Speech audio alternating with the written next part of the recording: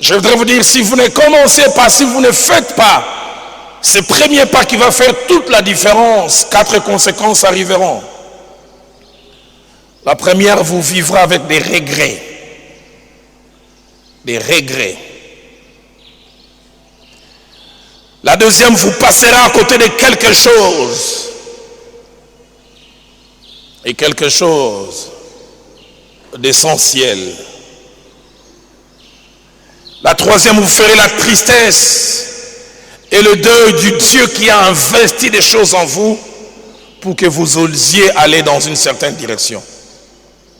Il va regretter parce qu'il a placé des choses en vous qu'il avait voulu que vous puissiez fructifier par ces commencements. Mais pour une raison ou une autre, vous ne le faites pas.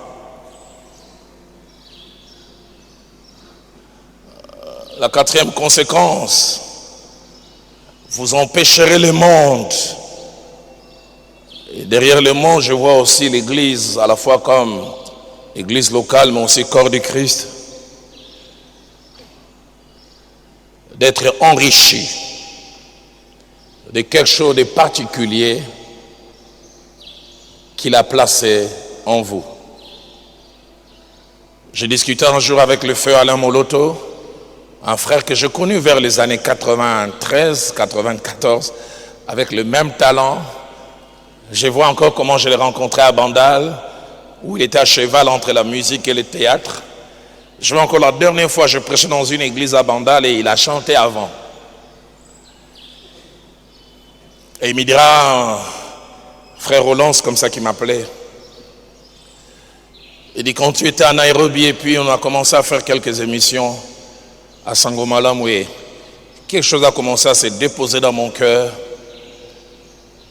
Commence quelque chose sur la louange et l'adoration.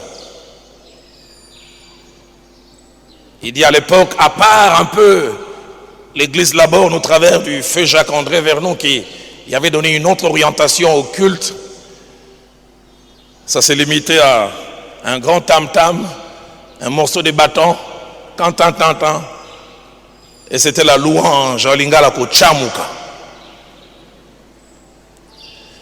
Mais Dieu me mettait à cœur de commencer quelque chose. Il dit, je me disais, est-ce que ça va marcher?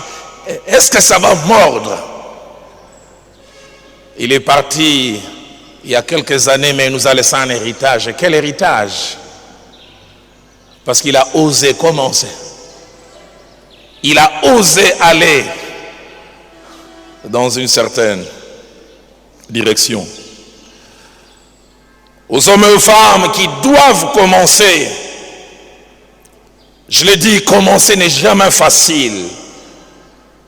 Mais ce matin, je parlerai de deux choses qui font partie de la bataille du commencement.